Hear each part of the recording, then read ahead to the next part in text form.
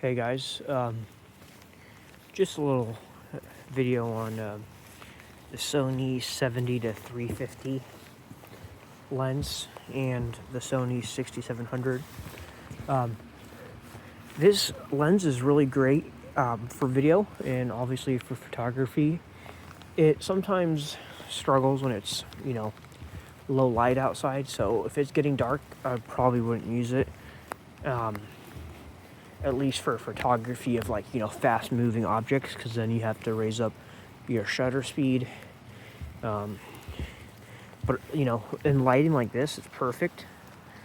I just got some videos of some seagulls trying to find some food in the sand or the mud flats out there.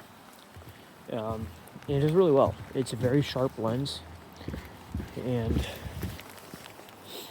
the stabilization works out pretty well. So yeah, this is an awesome lens. And then if you pair this with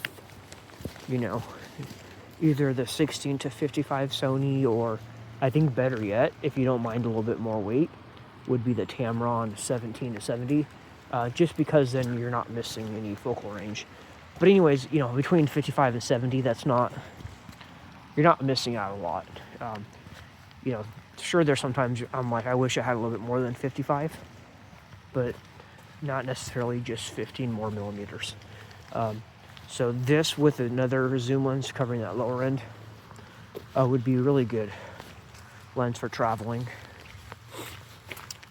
So I will actually be going down to Germany this May, and I'll be bringing this lens and my 16 to 55 millimeter 2.8 Sony lens,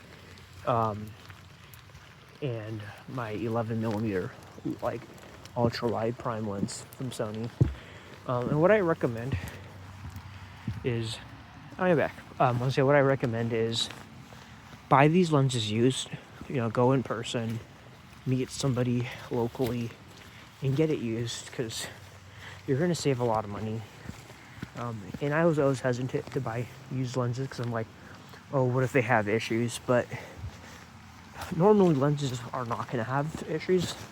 And if they do, you'll see it'll be obvious. There'll be scratches on some of the elements and whatnot. So don't be worried. Save money and buy a lens like that.